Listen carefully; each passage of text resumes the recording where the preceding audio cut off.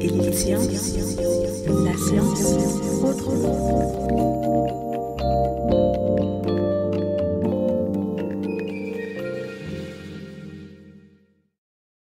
Wow, salam salam les gars, j'espère que vous allez bien. Je vous salue tous autant que vous êtes. Voilà, donc je suis ravi de revenir avec vous tous les dimanches comme on a l'habitude de le faire avec votre émission PDS, donc problème de la semaine, qui maintenant a un nouveau format comme vous le voyez sur les groupes. Maintenant, donc nous allons proposer deux parties. Une partie A qui sera réservée soit donc au nombre complexe ou bien à la combinatoire, c'est-à-dire donc des exos en probabilité. Et la partie B donc qui sera réservée donc à l'analyse. Si vous n'avez pas encore rejoint le forum, le fans club du problème de la semaine, donc voilà, c'est l'occasion pour vous vraiment d'intégrer. De notre côté également, je précise que actuellement, donc pour les élèves de terminale, nous avons ouvert un programme très intéressant, donc très innovant avec beaucoup de possibilités qui s'appelle donc En route vers le bac. Donc comme vous le voyez sur l'affiche, voilà, donc c'est un programme quand même où on va faire beaucoup de choses. On démarre le combat à partir du 12 mai, Inch'Allah. Donc voilà, si tu es intégré dans le forum, je pense que j'avais déjà mis les informations là-dessus. Voilà, donc sans plus tarder, on y va avec la première partie, donc qui concerne cette fois-ci les nombres complexes. Donc vous savez que la partie A de la prochaine émission donc va concerner forcément les probabilités parce que nous allons alterner maintenant. On nous dit donc ici c'est le bac qui a été proposé l'année passée ici au Sénégal. Donc dans le plan complexe muni d'un repère orthonormé direct OIJ, on considère les points A, B et C d'affixes respectives. Donc ZA égale moins 3i, ZB égale moins 2 et ZC égale 1 plus 2i. On demande de déterminer le module et un argument du quotient ZC moins ZB sur ZA moins ZB. Ensuite, d'en déduire la nature du triangle ABC. Donc pour la question suivante, on demande l'affixe du point D plutôt, tel que le quadrilatère ABCD soit un carré. Donc ensuite, on demande de montrer que les points A, B, C et D appartiennent à un même cercle dont on précisera le centre et le rayon. Et la deuxième partie, donc, c'est une partie sur les transformations du plan avec les nombres complexes. On dit qu'on considère les points M et M' d'affixes respectives. Donc Z égale X plus IY et Z' égale X' plus IY' avec X, Y, X' et Y' donc qui sont des réels. On dit donc soit est l'application du plan dans le plan d'expression analytique X' égale X moins Y plus 2 et Y' égale X plus Y moins 1. On demande de montrer que l'écriture complexe de S et Z' égale 1 plus IZ plus 2 moins I. Ensuite, on demande la nature et les caractéristiques de S. Et après, on nous demande l'image par S de la droite D d'équation X plus Y plus 1 égale 0. Et enfin, donc, on demande de déterminer l'ensemble des points M dont l'affixe Z donc vérifie module de 1 plus IZ plus 2 moins I est égal donc à 2. C'est bon? Bien, donc on y va pour la réponse à la première question. Donc on attaque la première partie. Ici donc on demande de déterminer le module et un argument du quotient ZC moins ZB sur ZA moins ZB. Donc forcément on va faire le calcul. Donc et après donc on sait ici que donc ZC moins ZB sur ZA moins ZB. Donc Z de C c'est 1 plus 2i. Donc comme tu le vois. Maintenant, moins ZB, mais ZB c'est moins 2, donc ça nous fera moins 2, donc plus 2, d'accord. Et pour ZA, nous avons moins 3i, moins ZB, ça fait toujours plus 2. Et là, on va arranger un peu le numérateur, donc 1 plus 2, ça fait 3, donc 3 plus 2i. Et en bas, on a moins 3i plus 2. Maintenant, si on regarde bien, ça quand même, il y a des trucs qu'on peut faire facilement pour sortir donc la valeur du quotient. Ici, on sait que si on place un i carré ici, ça fait 2i carré. Donc, et là, i carré, c'est moins 1. Donc, ce moins vient annuler ce moins, ça fait plus 2. D'accord. Donc, moins 3 plus 2i, on peut l'écrire, moins 3i, moins 2i carré, n'est-ce pas? Et à partir de là, il faut juste factoriser par moins i et avoir donc 3 plus 2i sur moins i facteur 3 plus 2i. Et là, on simplifie et on a 1 sur moins i. Et ça correspond à i. Pourquoi? Parce que si on multiplie donc i en haut et en bas, ici on aura moins i carré, ça fait moins 1, donc plus 1. Il va rester le i du numérateur, donc ça fait i. Maintenant, pour le module, donc c'est pas compliqué, ce sera module de i et ça fait 1. Et pour l'argument également, donc on sait que l'argument de ai ou bien l'argument de bi est toujours égal à soit moins pi sur 2 ou bien pi sur 2. Si b est positif, donc ce sera pi sur 2. Si b est négatif, ce sera moins pi sur 2. Donc, comme nous avons i tout court, son argument est égal à pi sur 2. C'est bon. Ça nous permet de répondre à la question suivante, c'est-à-dire la nature du triangle ABC. On sait que le module de ZC moins ZB sur ZA moins ZB, ça ne veut rien dire d'autre que BC sur BA. Donc la distance BC sur BA égale 1 veut dire que BA est égal à BC. Donc conclusion partielle ici, on pouvait dire que ABC est un triangle isocèle en B, n'est-ce pas? Mais avec l'argument, on va avoir autre chose. Donc l'argument de ZC moins ZB sur ZA moins ZB correspond à l'angle entre le vecteur BA et le vecteur BC. Donc comme entre BA et BC, on a pi sur 2, on a BA égale BC. Conclusion, donc nous avons un triangle ABC qui est rectangle isocèle en B. D'accord. Allez, maintenant, on passe à la question suivante, à savoir déterminer l'affixe ZD du point D pour que le quadrilatère ABCD soit un carré. Alors ici, on sait déjà que nous avons un triangle rectangle isocèle en B, n'est-ce pas? Donc si c'est rectangle isocèle en B, donc on a BA égale BC. D'accord. Et maintenant, donc pour retrouver D, c'est très facile. On va juste supposer BA égale CD, n'est-ce pas? Donc si les deux vecteurs sont égaux, nous avons un carré. Parce que nous avons déjà, voilà, donc une égalité entre les distances BA et BC. Nous avons un angle droit entre eux. Donc il suffit juste de poser cette condition et on aura un carré, tout simplement. Et là, ça nous fait BA vecteur ZA moins ZB, n'est-ce pas? Donc je rappelle que si on prend le vecteur, on prend l'affixe du dernier point moins l'affixe du premier point. Donc ZA moins ZB. Ici, donc, on fera la même chose. ZD moins ZC. Et là, on transpose moins ZC. Et on a ZD est égal à ZA moins ZB plus ZC. Et après, on calcule en remplaçant. Donc ZA, c'est moins 3i. Moins ZB, c'est moins 2. Donc plus 2. Plus ZC, donc plus 1 plus 2i. Donc et en simplifiant, 1 plus 2, ça fait 3. Donc moins 3 plus 2, donc ça fait moins 1. Donc l'affixe du point D, c'est 3 moins i pour ZD. C'est bon. Bien, donc on y va pour répondre à la question suivante. Donc à savoir montrer que A, B, C et D appartiennent à un même cercle dont on précisera le centre et le rayon. Alors donc ici, on voit que comme ABCD est un carré, alors les points donc sont forcément appartiennent au cercle circonscrit au carré, n'est-ce pas? Donc et là c'est une propriété du carré qu'on connaît bien. Et ce cercle-là va avoir comme centre le centre du carré, n'est-ce pas? Donc ça déjà, c'était suffisant pour pouvoir montrer que les points sont cocycliques, n'est-ce pas? Maintenant, pour confirmer cela, donc cette confirmation, elle n'est pas obligatoire, n'est-ce pas? Parce que si on s'arrêtait là seulement, c'était bon. Mais on va confirmer déjà en utilisant la formule que nous connaissons, à savoir ZC moins ZA sur ZB moins ZA, donc fois ZB moins ZC sur ZD, ZC moins ZD, n'est-ce pas? Après maintenant, on va remplacer ZC, c'est 1 plus 2i, comme vous le voyez. ZA, c'est moins 3i, donc moins 3i, ça fait plus 3i. En bas, ZB, ça fait moins 2, toujours donc plus 3i. De l'autre côté, ZB, c'est moins 2, donc moins 2. Moins ZD qu'on vient de calculer, donc qui est 3 moins i, c'est-à-dire moins 3 plus i, n'est-ce pas?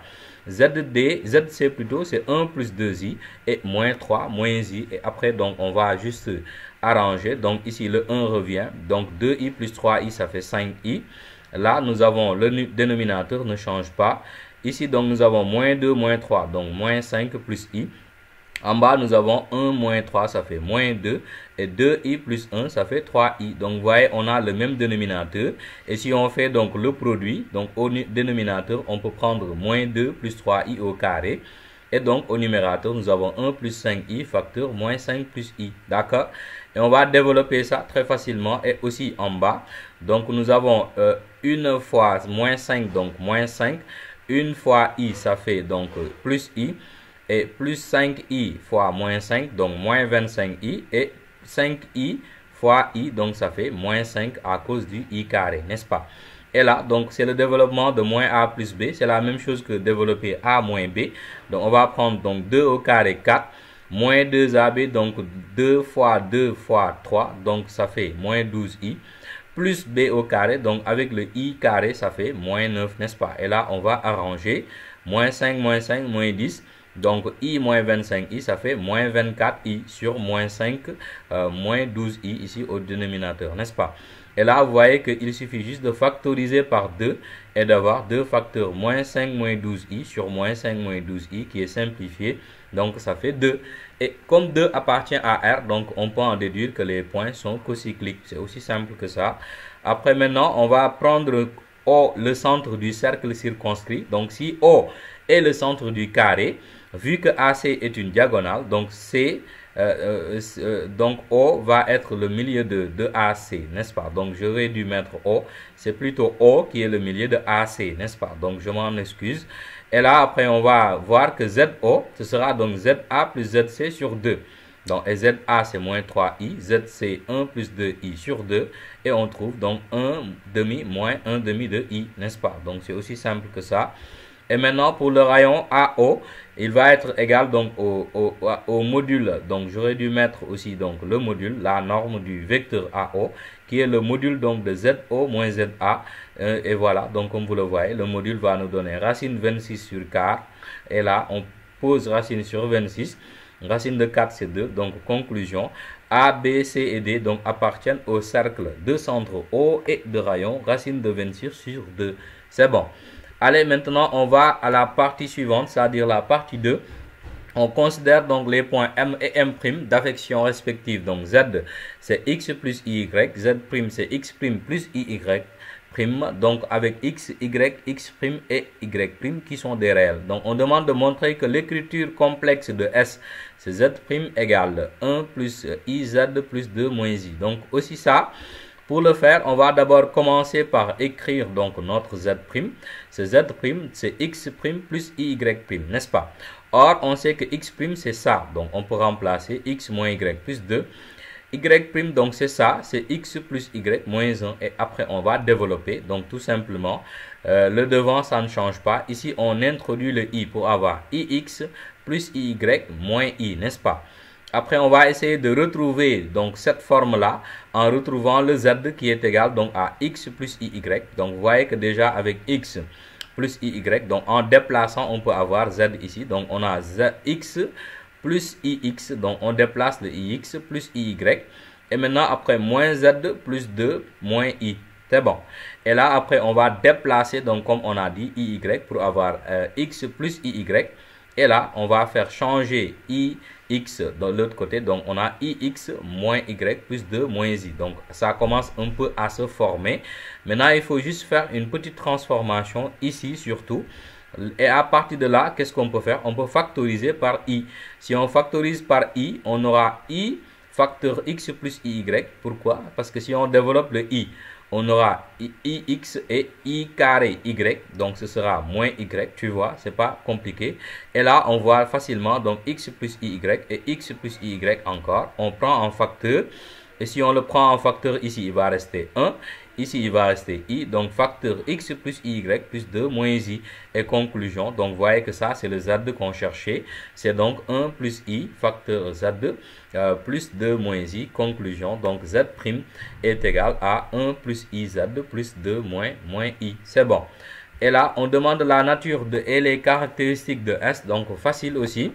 Donc, on sait que Z s'écrit comme ça. Donc, il peut s'écrire sous la forme Z' égale AZ plus B. Donc, on voit que A est différent de 1 et A est un complexe, donc non nul. B est un complexe également. Il peut être nul aussi, mais bon, la formule vous dit que si vous avez une écriture Z' égale AZ plus B avec ces conditions, donc S va être une SPD qu'on appelle communément une similitude plane directe, n'est-ce pas? Pourquoi direct? Parce qu'il y a également des similitudes planes indirectes. Mais bon, ça, c'est pas, je pense que ça ne soit pas au programme. Donc maintenant, on va calculer les éléments, les caractéristiques. Donc le rapport K, c'est toujours le module de A, donc qui est égal ici à racine de 2. le centre va avoir comme affixe B sur 1 moins A. Donc, si on remplace B, donc ça fait 2 moins I sur 1 moins A. Donc, 1 moins 1 moins I. Donc, ce sera 2 moins I sur moins I. Et là, si on multiplie en haut et en bas, on va par I, on va avoir ici I moins I carré, donc plus 1 et plus 2I. Et ça correspond à l'affixe du point C, n'est-ce pas? Donc c'est ZC.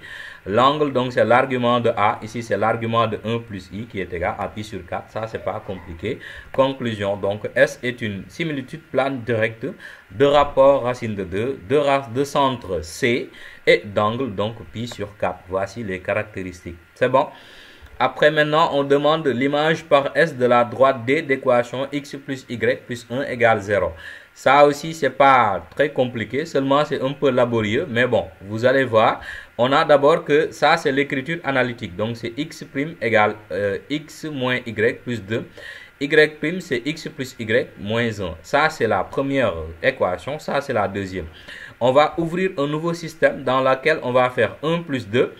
Et si on fait 1 plus 2, on va se retrouver avec x' plus y' est égal donc à x plus x 2x moins y plus y, ça fait 0. Donc 2 moins 1, ça fait 1, tu vois. Et là, il s'agit d'exprimer x en fonction de x' et y', n'est-ce pas? Et là, donc, si on transpose le 1, ça devient moins 1. Et si on divise par 2, c'est comme si on multipliait par 1 demi, n'est-ce pas? Donc, x est égal à 1 demi, facteur x' plus y' moins 1. Et là, après, pour la deuxième chose à faire, on va faire 1 moins 2. Si on fait donc 1 moins 2, nous allons avoir x' moins y'. Cette fois-ci, on aura x moins x, donc ça fait 0. Moins y, ça fait moins 2y. 2 moins moins 1, donc ça fait 2 plus 1, ça fait 3. Et là, on va faire la même chose.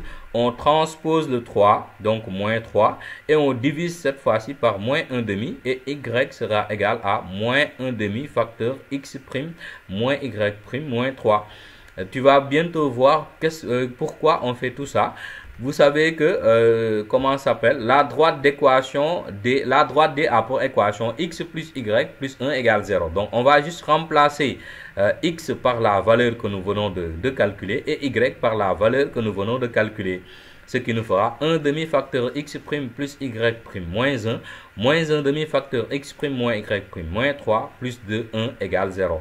Maintenant, il s'agira juste d'exprimer y' en fonction de x' pour avoir donc l'équation de la droite qui est l'image donc de D par la similitude. C'est bon.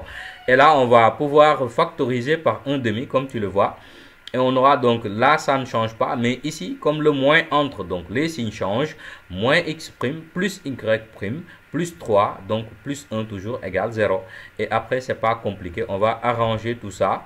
Donc, vous voyez que x' moins x', donc ça disparaît. Y', donc plus y', on aura moins 2y', donc moins 1 plus 3, ça fait plus 2, n'est-ce pas? Donc plus 1 toujours égale 0.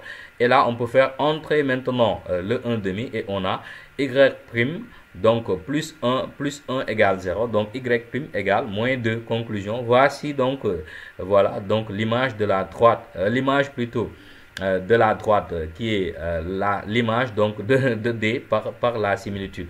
Donc l'image de S donc de la droite D, ce sera la droite D' d'équation y est égale à moins 2. C'est bon. Voilà. Après maintenant, on répond à la dernière question. On nous demande de déterminer l'ensemble des points M d'affixe Z qui vérifie donc module de 1 plus IZ plus 2 plus moins I égale 2. Là, ça, je crois que vous retrouvez notre Z', mais on ne va pas servir de ça. On va dire tout simplement que 1 plus IZ plus 2 moins I. Donc ici, on peut factoriser par 1 plus I. Si on factorise par 1 plus I, nous avons Z plus 2 moins I sur 1 plus I, n'est-ce pas? Et on va arranger ça en multipliant par l'expression conjuguée. Donc, on aura 1 plus I facteur Z plus 2 moins I facteur 1 moins I sur 1 plus I facteur 1 moins I. Et là, donc, vous voyez que le dénominateur va donner 1 carré plus 1 carré, donc ça fait 2, n'est-ce pas? Et là, ici, on développe, nous avons 2 fois 1, donc 2. 2 fois I, moins I, ça fait moins 2I. Moins I fois 1, donc moins I. Moins I fois moins I, ça fait plus I carré, donc ça fait moins 1, n'est-ce pas? Et là, on va simplifier et on aura donc 2 moins 1, 1. Moins 2i, ça fait moins 3i sur 2. Donc, et là, on va diviser par 2 et faire sortir un signe moins, donc pour avoir donc la valeur donc de l'affixe d'un point que nous allons appeler après p, n'est-ce pas? Donc, nous avons z moins facteur, donc moins 1 demi plus 3 demi de i. Donc, et maintenant, on va poser le point p qui aura comme affixe moins 1 demi plus 3 demi de i. Donc, conclusion, cette écriture sera donc 1 plus i facteur z moins zp et son module, donc ce sera module de 1 plus i fois module de z moins zp, et module de 1 plus i c'est racine de 2, et ça c'est mp, et c'est égal à 2, parce que c'est ça que ça doit vérifier, c'est bon. Donc en divisant par racine 2, nous avons mp égale 2 sur racine 2, ça fait racine 2, conclusion. Donc l'ensemble des points M, ce sera le cercle de centre P et de rayon. Donc voilà, donc racine 2 de 2. Voilà, c'était tout pour cette première partie. Nous allons attaquer maintenant la partie analyse.